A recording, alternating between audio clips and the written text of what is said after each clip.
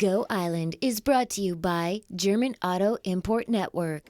We're stepping into the world of live theater here at the Bailey Studio on Rosstown Road. Today, their latest offering, God of Carnage.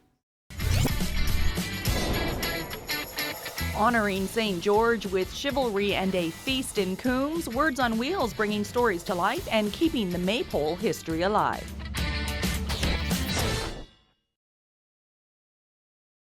Anyone who's ever spent any time around children can certainly relate to the basis of the plot for God of Carnage.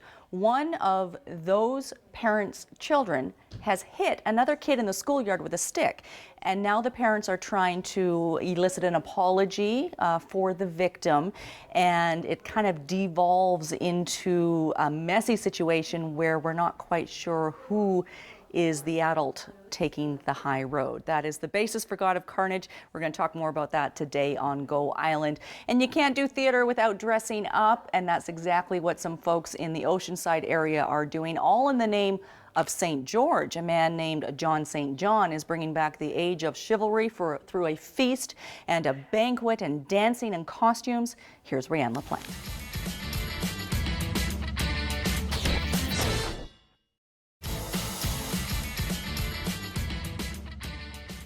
St. George's Medieval Banquet runs on Wednesday, that is April the 23rd, at the Aerosmith Hall in Coombs. You can get your tickets through the British Bobby restaurant in Parksville, and costumes, as Rianne mentioned, are mandatory. We're right smack in the middle of a scene from God of Carnage. Peggy Harris is the director.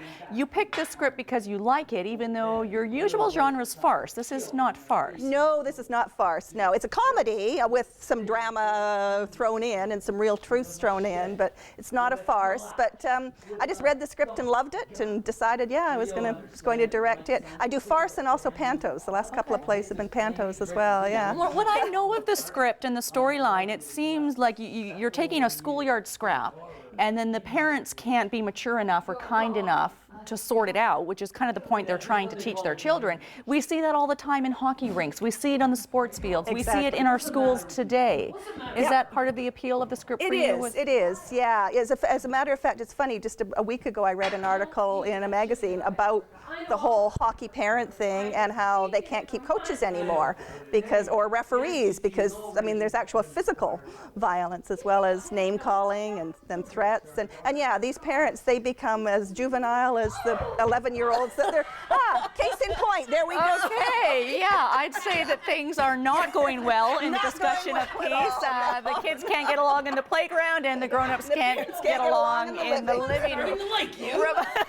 This is absolute chaos. Chaos. Besides some threads that run outside of the playground, it's international. I mean, this was written by an Iranian woman in German and performed in various places around the world. So this is an issue that isn't a North American issue. Absolutely not. No. She had been asked to present a play for a German film festival.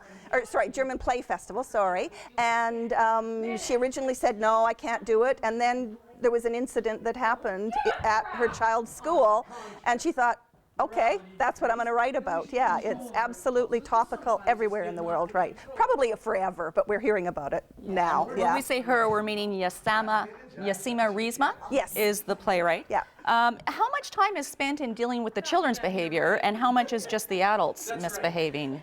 Well, they start out talking about the children. I mean, they do talk about the children all the way through, but yeah, mostly it's the adults behaving badly. They begin to behave just as badly as the children have. Yeah. There's a lady here with a bucket. She's actually throwing up into a bucket. Yeah, they've all been drinking a bit of rum by this point in time.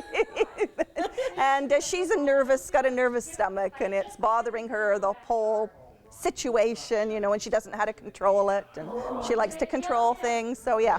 Now, I know that we don't like to give away the ending. Is there a message of hope? Do these parents sort out their problems in the end, or? No, I wouldn't say so. No. There's a message, but I don't think I think the message is how close underneath the veneer of civilization, how close to the surface that primal urge, and what we'll do to protect our children, even if it's only the name of our children's name, You know, if your child's called a snitch or a whatever, and they become total name callers by the end. They're calling each other's children awful things. You know, they are. Okay, well, I think there's a lot of people who can relate from direct experience. I have young children in the playground, and I think I need to have a word with one of these parents about an incident that happened last week. Later on this edition of Go, we're taking a short break. The origins of glass art. Kelly gets a lesson from scratch. Words on Wheels rolls into the imagination of young readers, and maypole dancing, keeping the history alive.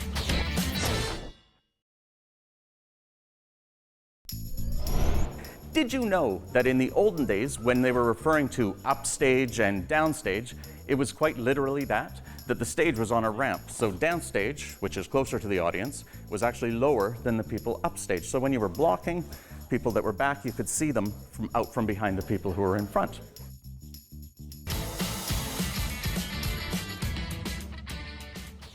You are watching Go Island. God of Carnage runs here at the Bailey Studio, the Nanaimo Theatre Group's presentation and production. It opens on April the 16th, runs Wednesday through Saturdays until May the 3rd, with a couple of matinees on Sundays. And the best place to go for full details and to pick up your tickets in advance. Their shows do really well with a lot of sold-out performances. www.nanaimotheatregroup.com. And just a note that this play will be performed in the Zone Festival taking place at the Village Theatre in Qualicum Beach on May the 19th. From live theater to another art form, the art of blowing glass has a long and deep history. Kelly Robinson looks into that.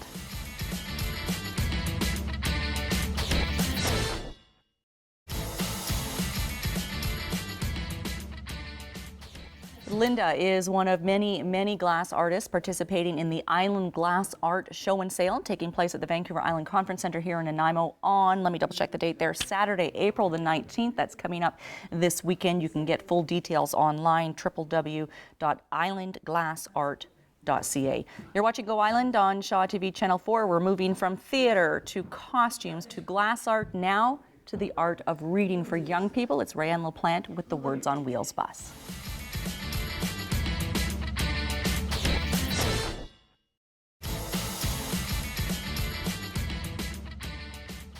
One of the parents involved in the schoolyard shuffle is Alan Raleigh, and I understand that your son Benjamin hit another kid, so hard with a stick that the kid lost a couple of teeth. Yeah, that's what I've heard.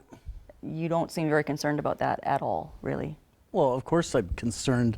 I'm concerned quite deeply, in fact. And so is that concern going to lead to some action on your part to discipline your son or let him know that that's not okay to be hitting people? Yeah, we'll look after it.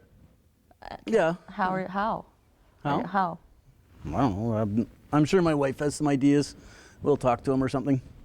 Okay. I have some concerns that maybe you're not taking the issue seriously enough, because my son also came home from school complaining that he'd been hit by Benjamin in the schoolyard. And, you know, it's not just a one-off incident, obviously. Your son is hurting people at school. And what's your son's name? Jeremy. Jeremy? Yeah. And what was Jeremy doing at the time? Probably just swinging on the swings as well. Oh, he was swinging on the swings, and I suppose you think Benjamin just came over and clouted him with a stick? Yeah, I think that's exactly what happened. I think that Benjamin was pretending to be involved in some video game that he probably plays with on your phone. So what you're saying is that my son just goes over, finds some other child swinging on a stick, just swinging on a swing, and he just picks up a stick and hits him in the face? Because he's pretending to be in a video game that is not appropriate for children, that he has been playing. It's rated above his age group. Oh, really? And you know this how? Because Jeremy told me. Oh, Jeremy told you. Yes, oh, well. Yes, Jeremy told me. Well, there's a credible witness. Well, yes, I actually do put a lot of trust and belief in what my son tells me. It's the foundation of a relationship. So whatever your son says, you just decide, okay, I will accept that. Well, not whatever, my but when son he's Benjamin is awful. Benjamin just picks up sticks, hits people in the face, and Benjamin's playing inappropriate video games all day long, and that's why he's become some little savage on the playground. I don't believe everything that Jeremy tells me, but when he comes home with a gash so on his forehead, I put believe? some merit into it. There's physical evidence of a gash on his head.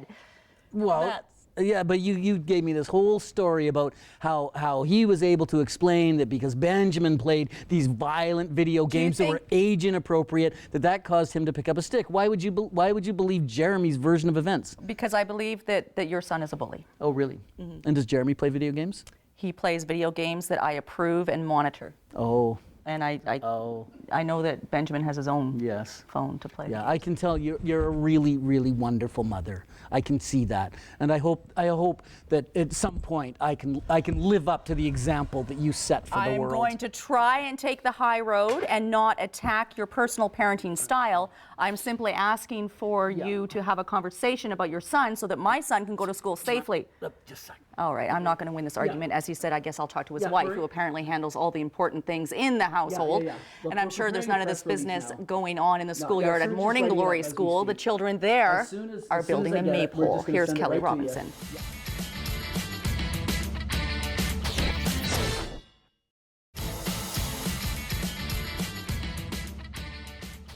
Morning Glory School is hosting a May Festival on May the 4th from 11 until 3 with vendors and food and, of course, maypole dancers. That brings us to the end of this edition of Go. A couple of things to mention quickly before we end the show for today. On Thursday, April the 24th, the simple act of picking up a menu will help people living with HIV/AIDS on the central Vancouver Island region. It's the 9th annual Dine Out for Life event. There are 14 restaurants participating in the central Vancouver Island region. For a list of those restaurants, because as tempting as it is to list them all here for you, I'm not going to. You can go to the website www.diningoutforlife.com. A final shout out to the cast here at God of Carnage. That was a lot of fun, in good spirits with Dave Bigelow, one of the cast of God of Carnage, that runs through Wednesdays through Saturdays until May the 3rd with a couple Sunday matinees. NanaimoTheatre.com for tickets and more details. Thanks for watching Go Island. We'll see you next time, and take care of your kids in the schoolyard. Really.